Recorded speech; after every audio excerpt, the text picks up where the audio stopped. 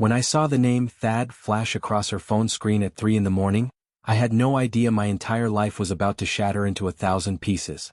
My name is Tommy, I'm 33 years old and I work as a roofer in Atlanta.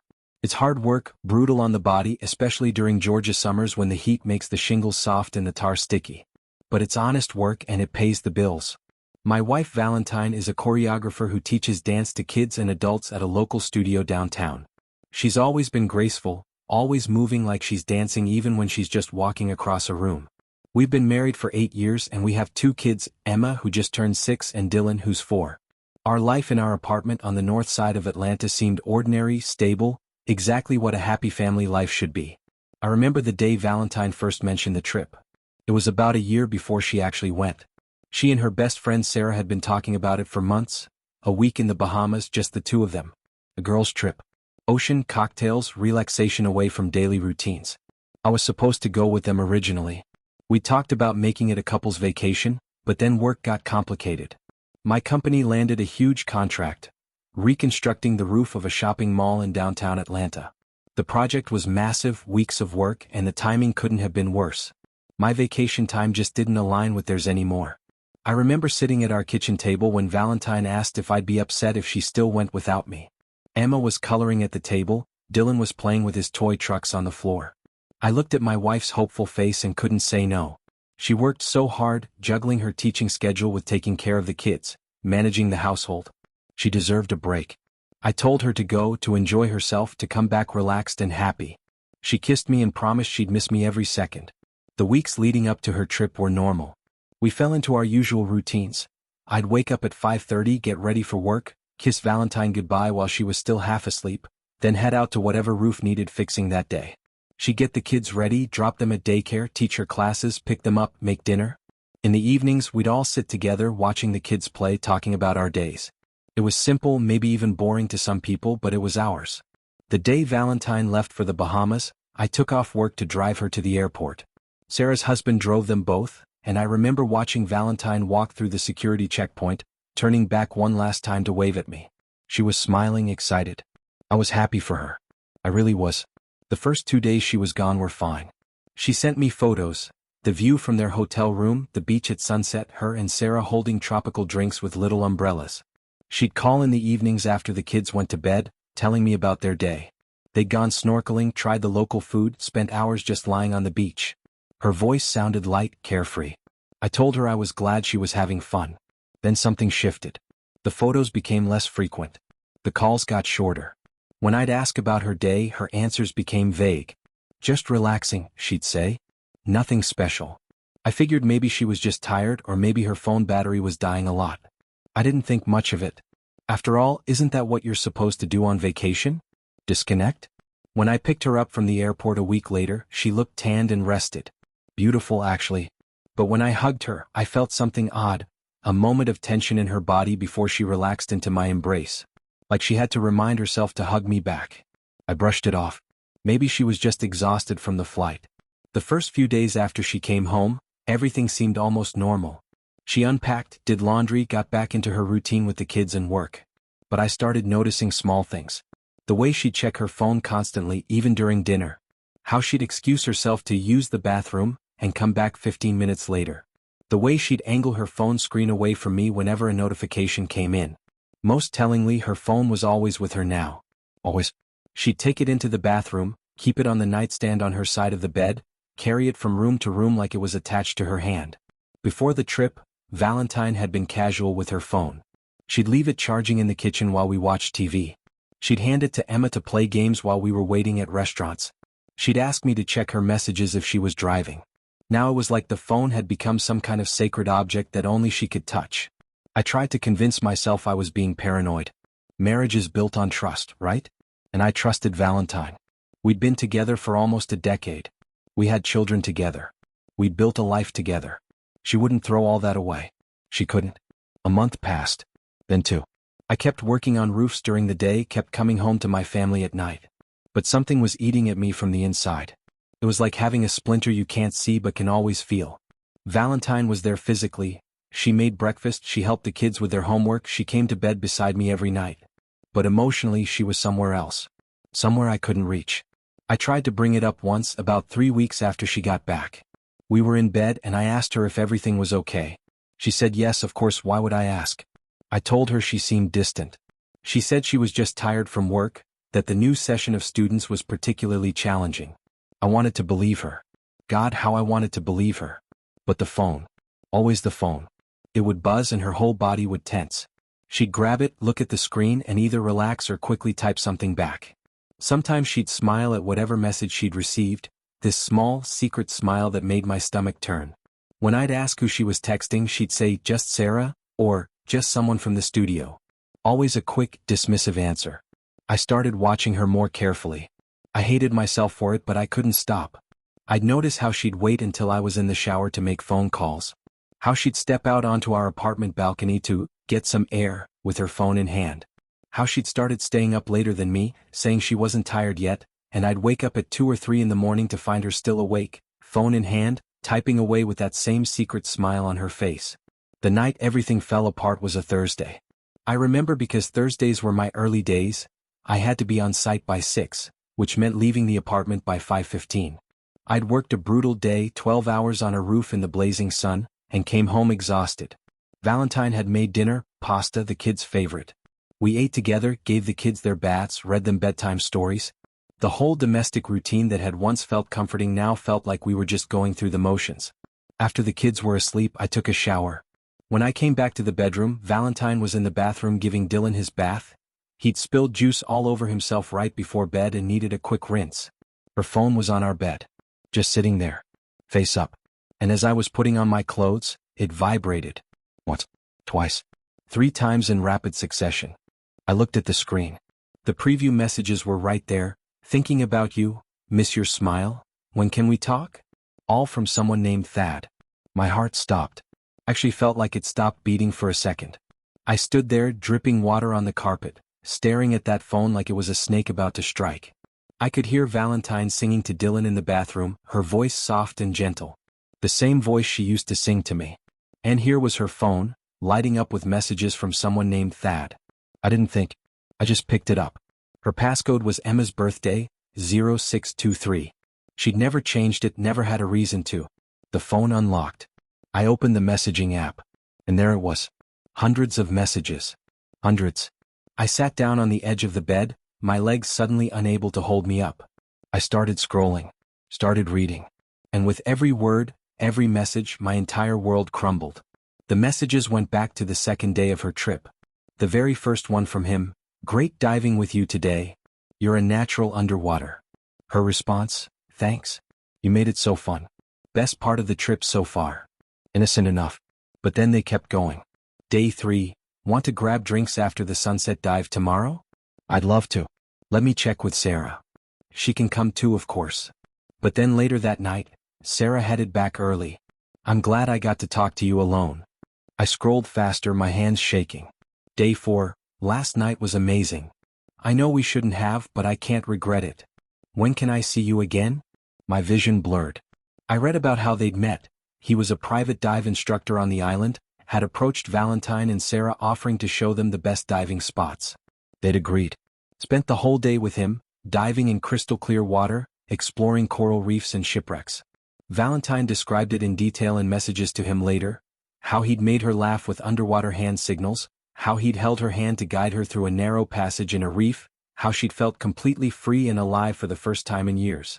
After diving, they'd all gone to a beachside bar. Sarah had left early, she wasn't feeling well, maybe too much sun. Valentine had stayed. With that, they'd had drinks, talked about their lives. He told her about growing up on the island, about teaching tourists to dive, about his simple life by the ocean. She told him about Atlanta, about her dance studio, about feeling trapped in routines and responsibilities. Not about me. Not about the kids. Just about feeling trapped. They danced on the beach. Then they'd walked along the shore. And then, I couldn't read the details. Didn't want to. But the implications were clear enough. That night and 3 more nights after that. While I was home taking care of our children, worrying about her having a good time, she was with him. But what made it worse, so much worse, was that it hadn't ended there. They kept talking. Every single day. Since she'd been back. Messages about missing each other, about wishing they could be together, about how complicated everything was. He'd sent her photos of the ocean, of sunsets, asking when she'd come back. She'd sent him photos of herself, selfies taken when I wasn't around, telling him she thought about him constantly. There was one message that broke something fundamental inside me. It was from about 2 weeks after she'd returned. He'd asked, "Does he suspect anything?" She'd written back, "No. Tommy trusts me. He always has." That makes it worse somehow. I sat there on our bed in the bedroom where we'd made love countless times, where we'd whispered secrets and dreams and promises, holding the evidence of her betrayal, and I couldn't breathe. The air felt too thick, too heavy. My chest hurt like someone had reached inside and squeezed my heart in their fist. I heard the bathroom door open. Heard Valentine's footsteps coming down the hall, heard her humming that same soft tune she'd been singing to Dylan. She walked into the bedroom, saw me sitting there with her phone in my hands, and the humming stopped. The color drained from her face. She knew. In that instant, she knew exactly what I'd found. "Tommy?" Her voice was barely a whisper. She stood frozen in the doorway, one hand reaching out like she wanted to take the phone, or maybe like she was bracing herself against the doorframe. "Tommy, Who is that?" My voice didn't sound like mine. It was cold, flat, emotionless. Like all the feeling had been sucked out of me and left only this empty shell. She opened her mouth. Closed it. Opened it again. Let me explain." "Explain?" I looked down at the phone, then back at her. "Explain what?" "Explain how you spent 4 nights sleeping with some guy while you were supposed to be on a girls' trip? Explain how you've been texting him every single day since you got back? Explain how you lied to my face every time I asked if everything was okay?" I threw the phone onto the bed between us.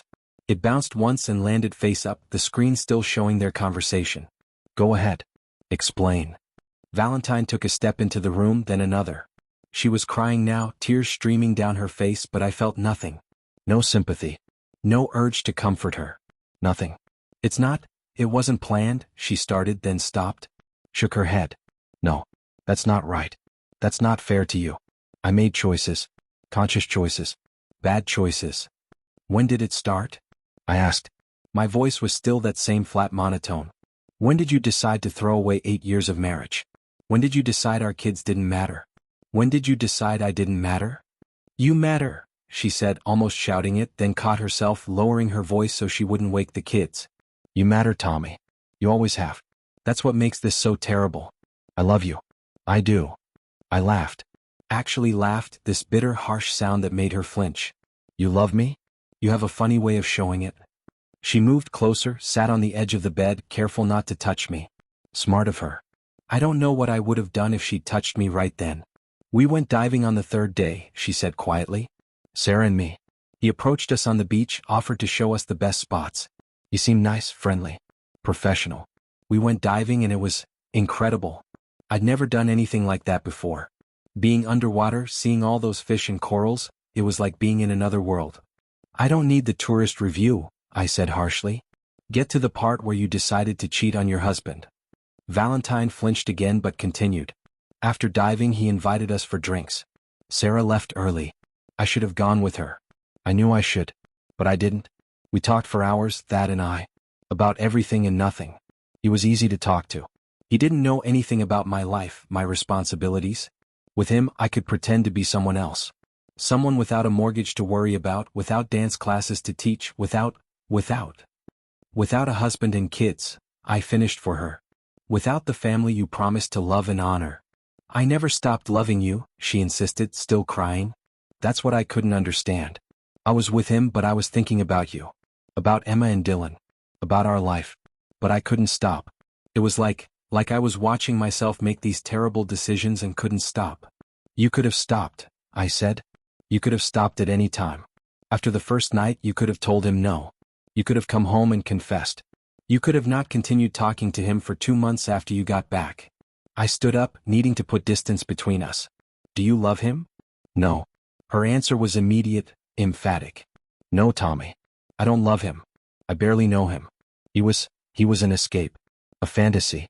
A stupid, selfish fantasy that I should never have indulged in." "But you did indulge in it," I said. 4 nights. And then 2 months of messages. Of photos. Of wishes and plans, and I couldn't finish. Couldn't say it out loud. "I never planned to see him again," Valentine said. "I never made actual plans to go back there. It was just messages. Memories. holding on to something that made me feel different for a few days. And what about me? I asked, turning to face her. What about us? Did we make you feel nothing? Were 8 years of marriage, 2 kids, a life together? Was all of that worth so little that a few days with a stranger made you willing to throw it away? I didn't throw it away, she said desperately. I'm still here. I came home. I chose you, I chose our family. You didn't choose us, I interrupted. You just didn't get caught yet. There's a difference. If I hadn't seen these messages, you'd still be texting him right now. You'd still be lying to me every day. Don't pretend you ended this because you realized it was wrong. You only stopped because I found out. Valentine crumpled, then really broke down, sobbing so hard her whole body shook. You're right, she managed to get out between sobs. You're absolutely right. I'm so sorry, Tommy. I'm so sorry. I don't know what else to say.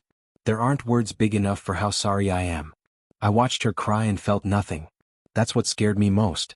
The woman I'd loved for almost a decade was breaking down in front of me, and I felt completely empty. Hollow. Like everything I'd ever felt for her had been scooped out, and all that remained was this vast, echoing emptiness.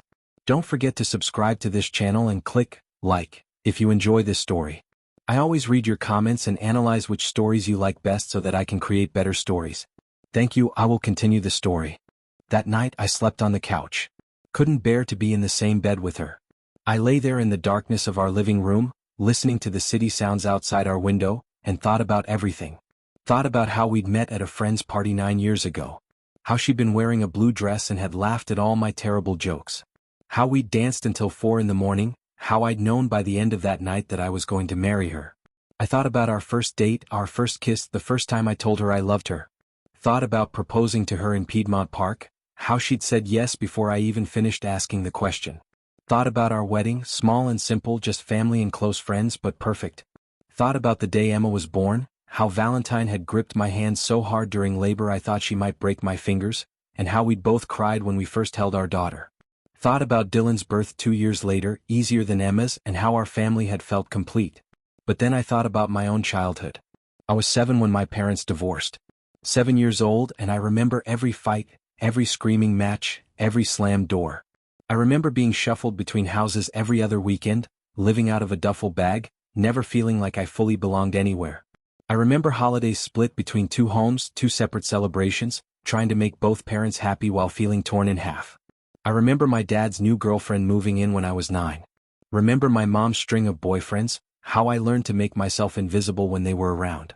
Remember the child support arguments, the custody battles, the way I became a weapon they used against each other.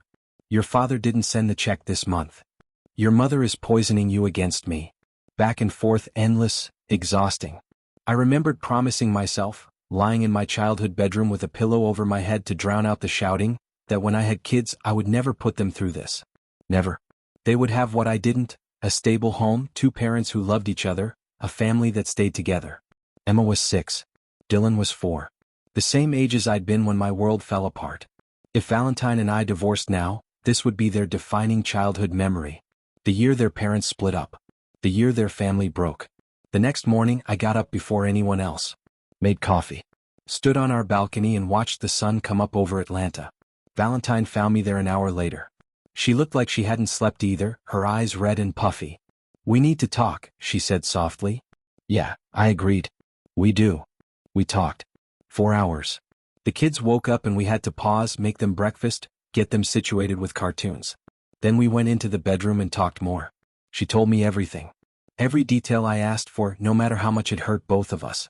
Where they went. What they did. What he meant to her. What she'd been thinking. She showed me her phone, showed me how she was blocking his number, his social media, everything. Deleted every message, every photo. She offered to quit her job if it would help, to stop teaching, to do whatever I needed. She suggested couples therapy, individual therapy, anything that might help us get through this. But I kept coming back to the same question. Why? I don't have a good answer, she finally said. I've been trying to figure it out myself. You didn't do anything wrong. You're a good husband. A great father. You work hard, you come home every night, you help with the kids. You're everything I should want. But, I prompted. But sometimes I feel invisible, she admitted. Like I'm just mom. Just the dance teacher. Just the woman who makes dinner and does laundry and keeps the household running. I know that sounds selfish. I know I have a good life. But sometimes I miss being seen as just me. Valentine. Not somebody's wife or somebody's mom. Just me. I thought about that. Thought about how I'd stopped really looking at her somewhere along the way. How our conversations had become logistics. Who's picking up the kids? What's for dinner? Did you pay the electric bill? How we hadn't been on a date, just the two of us, in over a year. How our sex life had become routine and infrequent, something we did out of obligation rather than passion. That doesn't excuse what you did, I said. I know, she agreed immediately. It doesn't. Nothing excuses it. But you asked why, and that's the closest I can get to an answer. For a few days I felt like myself again. Like Valentine, not just someone's wife or mother. And I was selfish enough, stupid enough, to think I could have that without consequences. The weeks that followed were the hardest of my life. I wanted to leave. God, how I wanted to leave. Every time I looked at Valentine, I saw her with him. Saw her making the choice to betray me, to betray our family. Saw her lying to my face day after day while texting him, thinking about him, wishing she was with him. I moved into the guest bedroom. Couldn't stand sleeping next to her. Started coming home from work and going straight to that room, avoiding her as much as possible. The kids noticed. Emma asked why Daddy was sleeping in the other room. I told her I was snoring too much and didn't want to wake Mommy. She accepted it with a 6-year-old's easy trust, but I saw the worry in her eyes. Valentine tried everything. She'd leave notes for me around the apartment. She'd text me during the day, just simple messages, thinking of you, or, I love you. She'd offer to make my favorite meals. She'd try to initiate conversations about anything, everything, just to get me to talk to her. I shut her down every time. I wasn't ready. Didn't know if I'd ever be ready. 3 weeks after I found out, I finally talked to someone about it. My buddy Marcus from work. We were on a roof together, just the two of us, and he asked why I'd been so quiet lately. So I told him. Just blurted the whole thing out while we were nailing down shingles in the hot sun. Marcus listened without interrupting. When I finished, he was quiet for a long moment. Then he said, "You thinking about leaving?" "Every day," I admitted. "But you haven't." "No. Because of the kids?" I nodded. Told him about my own parents' divorce, about the promise I'd made myself. "I don't want them to grow up like I did," I said. Shuttled between houses, caught in the middle. It destroyed me. Took me years to get over it. To learn how to trust anyone. I can't do that to Emma and Dylan. Marcus was quiet again. Then he said something that stuck with me. My parents stayed together for us kids. Stayed in a miserable marriage because they thought divorce would hurt us more. You know what? We all wished they'd just gotten divorced. Growing up in a house full of resentment and cold silences was worse than any divorce could have been. His words haunted me for days. Was staying together really better for the kids if Valentine and I were just going through the motions? If they grew up watching their parents barely speak to each other, sleeping in separate rooms, living separate lives under the same roof? I thought about calling my own father. We weren't close, hadn't been since the divorce. He'd remarried, had a new family, and I was just a reminder of his first failed marriage. But one night, after the kids were in bed, I picked up the phone and dialed his number. He was surprised to hear from me. We did the awkward small talk for a few minutes before I finally said, "Dad, do you regret divorcing Mom?" The silence on the other end was long. Finally he sighed. "That's a complicated question, son. I need to know." Another pause. "I regret how we did it," he finally said. "I regret the fighting, the way we used you as ammunition against each other. I regret not putting you first." He was quiet again, then added, "But do I regret the divorce itself? No. Your mother and I were toxic together. We brought out the worst in each other. Staying together would have been worse for everyone, especially you. But you could have tried harder," I said, feeling all that childhood anger rising up. "You could have gone to therapy, worked on your problems, stayed together for me." "We did try," Dad said. "For 2 years before we finally split, we tried. Therapy, date nights, everything the experts suggested. But some things are too broken to fix, Tommy. Sometimes the best thing you can do is acknowledge that and move on, try to do the least damage possible." After we hung up, I sat in the guest bedroom for hours thinking about his words. Was my marriage too broken to fix? Could I ever trust Valentine again? Could I ever look at her without seeing her betrayal? But more importantly, what was best for Emma and Dylan? I started watching them more carefully. Watching how they interacted with both of us. Emma had started having nightmares, waking up crying about monsters. Dylan had become clingy, didn't want Valentine or me to leave his sight. They sensed something was wrong even if they didn't understand what. Kids always know. One night, about a month after everything came out, Emma crawled into bed with me in the guest room. It was late, past midnight, and she was crying. "What's wrong, sweetie?" I asked, pulling her close. "I had a bad dream," she sniffled into my chest. "You and Mommy were gone and I couldn't find you." My heart broke. "We're right here, honey. We're not going anywhere." "Promise?" she asked, looking up at me with Valentine's eyes. I hesitated. Could I promise that? Could I guarantee we'd stay together? "I promise I'll always be here for you," I finally said. "You and Dylan are the most important people in the world to me. Nothing will ever change that." She seemed satisfied with that answer, snuggling closer. Within minutes she was asleep. But I lay awake the rest of the night, my daughter in my arms, thinking about what I'd just promised. I'd always be here for her. Did that mean staying in this marriage? Did that mean trying to forgive Valentine? The next morning I finally talked to Valentine. Really talked to her, not just exchanged necessary information. We sat on the balcony again, coffee in hand, watching the city wake up. "I want to try," I said without preamble. "Not for you. Not even for me. For them." I gestured toward the apartment where our kids were still sleeping. "But I need you to understand something. I don't know if I can ever forgive you. I don't know if I can ever trust you again. I don't know if our marriage can survive this." "I understand," Valentine said quietly. Tears were running down her face, but her voice was steady. "I need you to be completely transparent," I continued. "Your phone, your computer, your social media. I need full access. No passwords I don't know. No accounts I'm not aware of. If that's not okay with you, then we need to end this now." "It's okay," she said immediately. "Whatever you need. I need therapy. Couples therapy, and I probably need individual therapy too.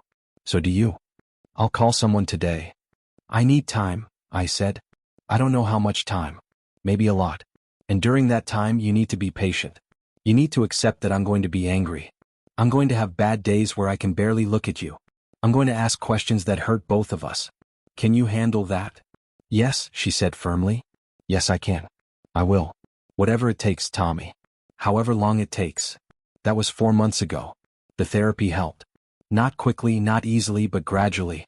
Our couples therapist, Dr. Williams, didn't let either of us off easy. She made Valentine confront the reasons for her betrayal, made her dig deeper than just, "I felt invisible."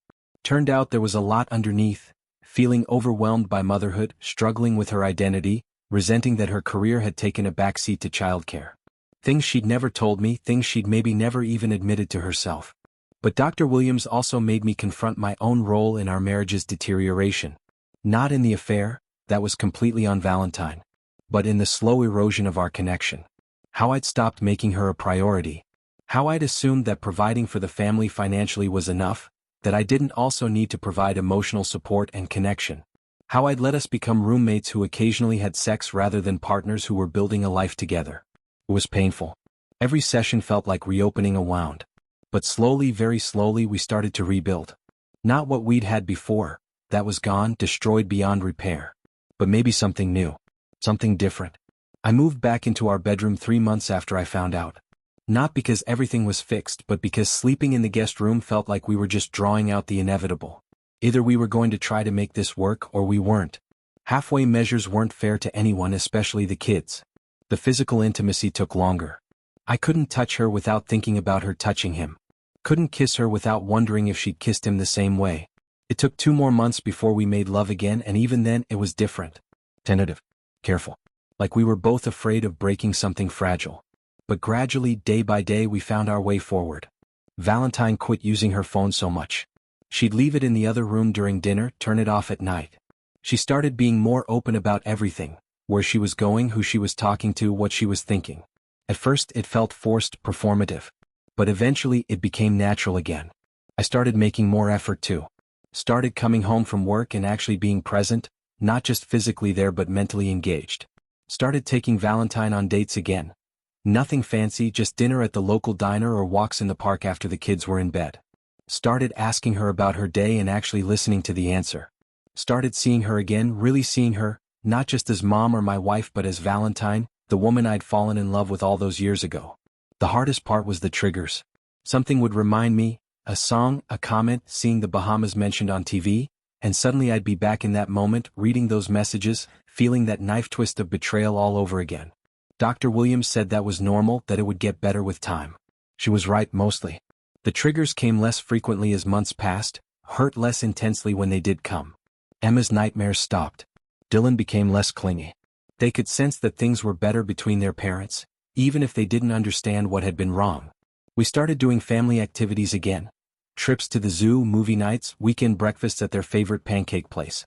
Slowly, we started feeling like a family again instead of people just occupying the same space. Last month we went to Piedmont Park as a family. The same park where I'd proposed to Valentine 8 years earlier. We found the same bench where I'd gotten down on one knee, and we sat there while Emma and Dylan played on the nearby playground. "Do you remember?" Valentine asked softly, looking at the spot where I'd proposed. "Yeah," I said. "I remember. I meant every word I said that day," she said. "When I said yes. When I promised to love you forever. I know I broke those promises. I know I hurt you in ways I can never take back.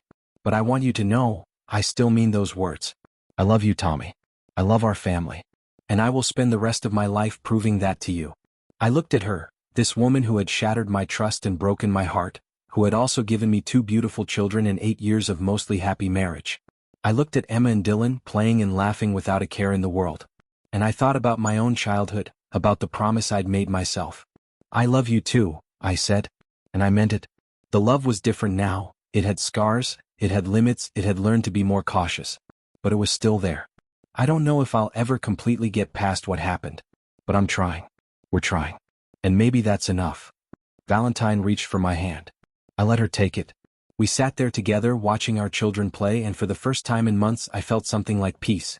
Is our marriage perfect now? No. Will I ever forget what she did? No. Do I still have moments of anger, of doubt, of wondering if I made the right choice staying? Yes. All the time. But I also have Emma crawling into my lap to read bedtime stories. I have Dylan asking me to teach him how to use a hammer so he can be a roofer like Daddy. I have family dinners where we all laugh together. I have Valentine looking at me the way she used to before the betrayal, before the lies, with genuine love and appreciation. We're not the same couple we were a year ago. We never will be. But maybe that's not entirely a bad thing. The old Tommy and Valentine had grown complacent, had stopped working at their marriage, had let it stagnate into comfortable routine. These new versions of us, the ones forged through pain and betrayal and the hard work of rebuilding, are more honest with each other. More intentional about our connection. More aware of how fragile trust really is and how much effort it takes to maintain. Last week, Valentine's studio had their annual recital. I took the day off work to be there, something I hadn't done in the past few years. I sat in the audience with Emma and Dylan, watching Valentine direct her students through their routines. She was in her element, confident, graceful, encouraging. I watched her and thought about what she'd said during one of our therapy sessions, about feeling invisible, about losing herself in the roles of wife and mother. After the recital, I told her I was proud of her. Not just for the successful show, but for everything she'd accomplished, for who she was beyond being my wife or the kids' mom. She cried, thanked me, said that was all she'd ever wanted, to be seen for herself. It was a small moment, but it felt significant. Like another brick in the foundation we were rebuilding. My own therapy has helped me understand some things about myself too. Dr. Williams, in our individual sessions, helped me work through my childhood trauma. Made me realize that I'd been so focused on not repeating my parents' divorce that I'd been blind to other ways a marriage could fail. That staying together for the kids only works if you're actually building something worth staying for, not just coexisting in mutual misery. She also helped me understand my reaction to Valentine's betrayal. Why it hit me so hard beyond the obvious reasons. It wasn't just about the cheating, it was about the lying. About the secret life she'd been living. Growing up, I'd learned not to trust what people said because my parents would say one thing to me and another to each other, would promise things they never intended to keep. Valentine's lies had triggered all of that old trauma, made me feel like that 7-year-old kid again, unsure of what was real and what was performance. Understanding it didn't make it hurt less, but it did help me process the pain more productively. Helped me see Valentine's betrayal as her own weakness and brokenness rather than as evidence that love itself was a lie. The kids are doing better too. Emma's doing well in 1st grade and she started taking dance classes at Valentine's studio. Turns out she's got her mother's talent and grace. Dylan still wants to be a roofer, though last week he also announced he wanted to be a dinosaur, so we'll see how long that career ambition lasts. They still don't know what happened between their parents. They're too young to understand. Maybe someday when they're adults we'll tell them. Or maybe we won't. Some things are private between husband and wife. What matters is that they're growing up in a stable home, with two parents who love them and each other, even if that love is more complicated than it once was. I still work as a roofer. Still climb up on hot roofs in the Georgia sun, still come home tired and sweaty. But I make a point now of not just collapsing in front of the TV. I help with dinner. I play with the kids. I talk to Valentine, really talk to her about her day and her dreams and her struggles. It's not always easy. Some days I'm so exhausted I can barely string a sentence together. But I do it anyway because I've learned that marriage isn't something that just exists, it's something you build, every single day, one conversation at a time. Valentine has been true to her word about transparency. I have all her passwords, can check her phone anytime. At first, I checked it obsessively, looking for evidence that she was hiding something again. But gradually I checked less and less. Not because I trust her completely, I don't know if I ever will, but because I realized that living in constant surveillance wasn't healthy for either of us. At some point, I had to decide, was I going to try to make this marriage work or was I going to stay in it while constantly looking for evidence that it would fail? I chose the former, though it's a choice I have to make again every day. We had a scare a couple of months ago. Valentine needed to go on a work trip, a dance conference in Miami. Just 3 days and she'd be with a group of other instructors from various studios. But the moment she told me about it, I felt that familiar tightness in my chest. Another trip. Another opportunity for betrayal. I almost told her she couldn't go. But that felt wrong too. I couldn't keep her locked up in Atlanta forever, couldn't let my fear dictate her entire life. So instead we talked about it. Talked about my fears, about her understanding of why I was scared. She offered to skip the conference, but I could see she really wanted to go. It was professional development, a chance to learn new techniques and network with other choreographers. So I said yes. And those 3 days were hell. I barely slept, constantly checking my phone for her calls. She called multiple times a day, sent me photos of the conference, kept me updated on every session she attended, every meal she had, every person she talked to. It was probably exhausting for her, but she did it without complaint. When she came home, I was waiting at the airport. The moment I saw her, I realized something. She'd come back.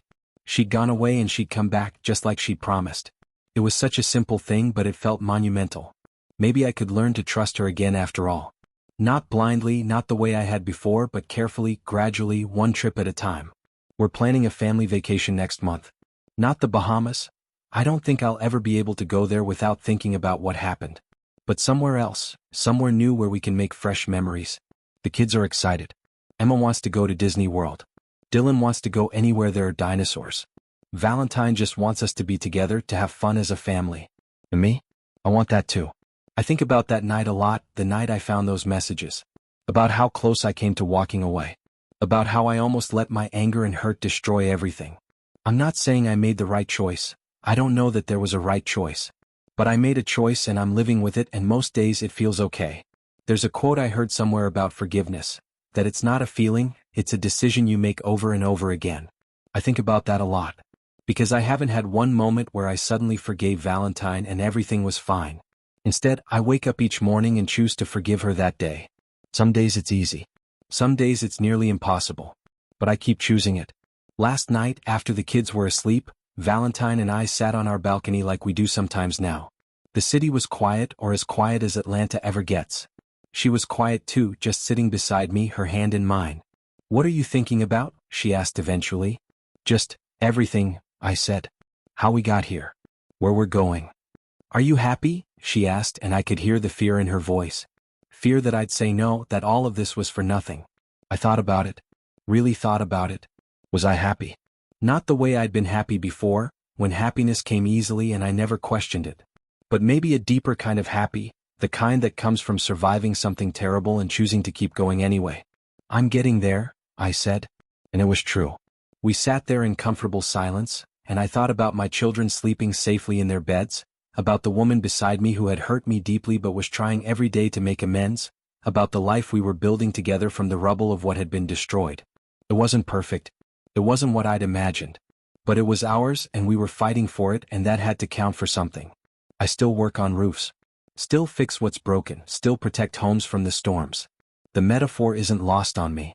I'm doing the same thing with my marriage, repairing the damage, reinforcing the weak spots, trying to build something that can withstand whatever comes next. Some days I think we'll make it. Some days I'm not so sure. But I'm still here, still working, still trying. Emma asked me this morning what love means.